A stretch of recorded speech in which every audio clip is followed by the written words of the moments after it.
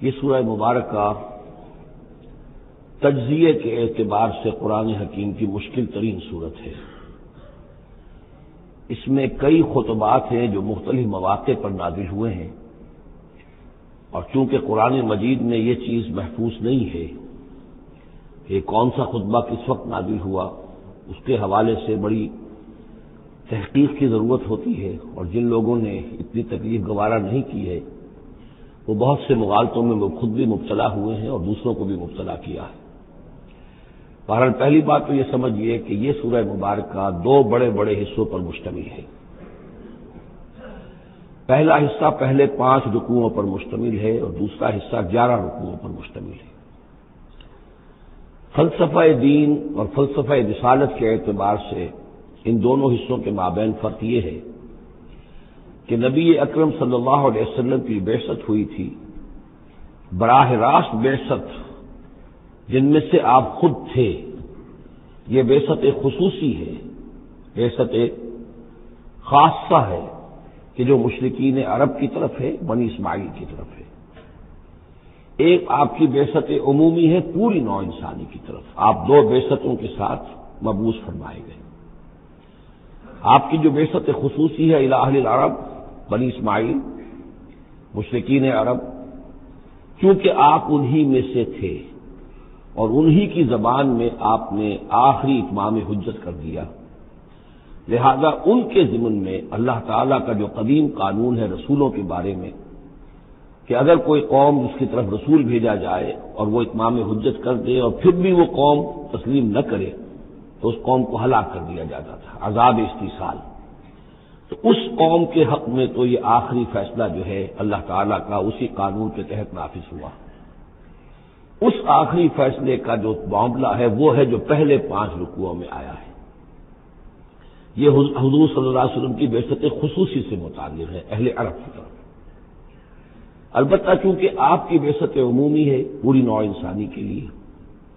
آپ نے جزیرہ نما عرب میں دین کو غالب کر دیا، قائم کر دیا، بعثت خصوصی کا تو گویا کہ آخری مقصد آخری درجے میں مکمل ہو گیا، لیکن یہ بعثت عمومی کے کام کا آپ نے آغاز فرمایا ہے صلح حدیبیہ کے بعد۔ آپ نے 7 ہجری تک کوئی مبلغ، کوئی داعی کہیں باہر نہیں بھیجا، جب تک کہ جزیرہ نما عرب میں اس حد تک کامیابی نہیں ہو گئی کہ قریش نے آپ کو تسلیم کر لیا اور آپ کے ساتھ صلح کی، تو وہ جس کو کہ اللہ تعالیٰ نے انا فتحنا لک فتحا مبینا قرار دیا ہے، اس وقت تک آپ نے اپنی پوری توجہ، آپ نے پورا وقت، آپ نے ساری صلاحیتیں، اپنی قوتیں مرکوز رکھی ہیں جزیرہ نما عرب کے اندر۔ البتہ جب اس حد تک کام پورا ہو گیا سن 7 میں، سن 6 میں صلح حدیبیہ ہوئی ہے، تو اس کے بعد آپ نے نامہ بر بھیجے، اپنے خطوط بھیجے، قیصر کے نام بھیجا، کسریٰ کے نام بھیجا، مقوقس کے نام بھیجا، نجاشی بھی اب جو اس وقت تھا، وہ نجاشی جو ایمان لائے تھے فوت ہو چکے تھے، ان کی تو غائبانہ نماز جنازہ بھی حضور نے پڑھائی تھی۔ اب جو نجاشی تھے وہ مسلمان نہیں تھے، ان کے پاس بھی خط گیا۔ ان خطوط کے نتیجے میں سلطنت روما سے ایک ٹکراؤ شروع ہو گیا، غزوہ موتا ہوا اور اس کے بعد غزوہ تبوک۔ یہ جو 2 غزوات ہیں ان کا تعلق حضور کی بعثت عمومی سے ہے کہ اب بیرون ملک عرب آپ کی دعوت کا اور آپ کی اقامت دین کی جد و جہد کا دائرہ وسیع ہو رہا ہے۔ تو 11 رکوع سورہ مبارکہ کے اس سے بحث کر رہے ہیں، وہ غزوہ تبوک کے گرد ہیں۔ ان میں سے 4 رکوع وہ ہیں کہ جو غزوہ تبوک کے لیے ذہنی تیاری کے لیے، اور اس کے بعد کچھ آیات وہ ہیں کہ جو تبوک جاتے ہوئے اور تبوک سے واپسی پر نازل ہوئی، اور کچھ حصہ وہ ہے جو تبوک سے واپس آ کر نازل ہوا۔ وہ تو ہے 11 رکوع جو 6 سے شروع ہو کر 16 تک جائیں گے مسلسل۔ البتہ پہلے 5 رکوع وہ ہیں کہ جن میں اندرون جزیرہ نما عرب، اندرون ملک آپ کی جو مشن تھا اس کی تکمیل کا جو آخری مرحلہ تھا اس کا اعلان ہو رہا ہے۔ اب یہ جو 5 رکوع ہیں ان میں بھی ایک عجیب تقسیم ہے۔ ان میں 2 رکوع وہ ہیں کہ جو سن 8 ہجری میں فتح مکہ سے قبل نازل ہوئے، ان میں تیار کیا گیا ہے مسلمانوں کو فتح مکہ کے لیے کہ وہ نکلیں، اور ساری رد و قدا ہو رہی ہے کچھ لوگوں کی طرف سے، کچھ منافقین کی طرف سے، کچھ سادہ دل مسلمانوں کی طرف سے، نیک دل مسلمانوں کی طرف سے، کچھ ایسے لوگوں کی طرف سے کہ جن کے وہاں رشتہ دار ہیں کہ اب اگر جنگ ہوگی اور جا کر ہم حملہ کریں گے مکے پر تو اس سے یہ ہے کہ ان رشتہ داروں کو بھی غضب پہنچے گا۔ کچھ ایسے مسلمان تھے جن کی فیملیز وہاں تھیں اور انہیں اندیشہ تھا کہ وہ کہیں جب یہ چکی پیسے گی تو کہیں گندم کے ساتھ گھن بھی نہ پیس جائے۔ تو ایک رد و قضا ہے جو ان دو رکوعوں میں آپ کو ملے گی کہ جو نازل ہوئے ہیں سن 8 میں فتح مکہ سے قبل، اور 3 رکوع وہ ہیں کہ جو نازل ہوئے ہیں سن 9 میں ذی قعدہ کے بعد۔ اور یہ جب کہ فتح مکہ ہو چکا، اس سال حضور نے حج نہیں کیا، پھر اگلے سال آپ نے بھی دوبارہ حج نہیں کیا، لیکن آپ نے ایک قافلہ بھیج دیا تھا کہ وہ جائے، اور اس کے امیر کی حیثیت سے حضرت ابوبکر صدیق رضی اللہ تعالی عنہ تھے امیر الحج۔ لیکن جب وہ قافلہ روانہ ہو چکا تھا ذی قعدہ سن 9 میں،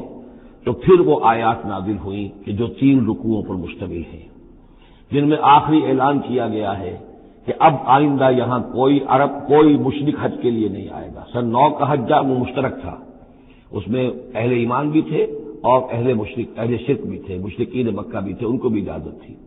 اور وہاں اعلان کیا گیا کہ آئندہ مشرکین کے ساتھ اللہ کا کوئی معاہدہ نہیں ہے، اور ایک مہلت دی جا رہی ہے اتنے وقت معین کی، اس کے اندر یا تو وہ اسلام لے آئیں اور یا ان کا قتل عام ہو جائے گا۔ یہ سخت ترین آیات ہے قرآن مجید کی کہ جو اس حصے میں نازل ہوئی ہیں، لیکن اس کا فلسفہ سمجھ لیجئے، یہ قائم مقام ہے اس عذاب استیصال کے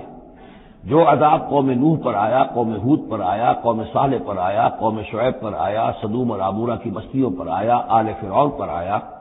وہ اب مشرکین عرب پر اس لیے آنا ضروری تھا کہ ان کی طرف حضور بھیجے گئے، انہی کی زبان میں کتاب اتار دی گئی، ان پہ اتمام حجت ہو گیا، حق مبرہن ہو گیا۔ اب اگر وہ ایمان نہیں لا رہے ہیں تو عذاب استیصال کے مستحق ہو چکے ہیں۔ البتہ یہ کہ انہیں پہلی قسم جو دی گئی عذاب کی وہ تو غزوہ بدر کی شکل میں تھی۔ اب آخری یہ ہے کہ چیلنج کر دیا گیا کہ اب اتنی مدت کے اندر اگر تم ایمان لے آؤ گے تو تمہاری خیریت ہے، نہیں لاؤ گے تو تمہیں قتل کر دیا جائے گا۔ اور اس میں خود بخود امپلائڈ تھی یہ بات کہ اگر تم نہ ایمان لانا چاہو نہ قتل ہونا چاہو تو جزیرہ نماء عرب کو خیر بات کہہ کے چلے جاؤ، جہاں سینگ سمائے چلے جاؤ، اب عرب میں نہیں رہ سکتے۔ اس جزیرہ نماء عرب کو پاک کر دیا جائے گا شرک سے۔ تو 2 رکوع وہ 3 یہ۔ اب اس میں ایک اور کمپلیکیشن ہے، یہ 2 رکوع پہلے اور 3 رکوع بعد میں، ترتیب زمانی تو یہ ہے، ان 3 رکوعوں کا ایک رکوع پہلے نکال کے لے آیا گیا ہے۔ جیسے میں نے کہا تھا کہ سورہ انفال میں ایک آیت جو تھی کہ جو بڑی اہم تھی اور جو بڑی یوں سمجھیے کہ ایک حساس مسئلے پر تھی کہ مال غنیمت کا کیا ہوگا، اس کو پہلے لے آئے، حالانکہ اس کا اصل حکم، اس کی اصل بحث جو ہے وہ سورت کے اندر چل رہی ہے، جا کے وسط میں آ رہی ہے۔ اسی طریقے سے قرآن کا اسلوب ہے کہ جو خاص بہت اہم شے تھی اگرچہ وہ ان 3 رکوعوں سے متعلق ہے جو بعد میں نازل ہوئے ہیں، لیکن ان کو سب سے پہلے صورت میں رکھ دیا گیا ہے۔ تو گویا کہ پہلے 5 رکوع بھی 3 حصوں میں ہیں۔ پہلا رکوع جو 6 آیات پر مشتمل ہے، یہ وہ 6 آیات ہیں جن کو دے کر حضرت علی کو بھیجا حضور نے صلی اللہ علیہ وسلم، وہاں جا کر حج کے اعلان کرو، اعلان عام کر دو میری طرف سے کہ اب مشرکین کے ساتھ کوئی معاہدے نہیں۔ اس کے بعد وہ 2 رکوع ہیں جو ایک سال پہلے جو ہے نازل ہوئے ہیں فتح مکہ سے قبل۔ پھر 2 رکوع وہی ہیں کہ جو ان 6 آیات کے تسلسل میں ہیں جو ذی قعدہ سن 9 ہجری میں نازل ہو رہے ہیں۔ تو یہ 3 حصوں میں پہلے 5 رکوع ہیں، لیکن ان 5 رکوعوں کا تعلق محمد الرسول اللہ صلی اللہ علیہ وسلم کی بعثت خصوصی کا جو تکمیلی مرحلہ ہے در حقیقت اس سے ہے۔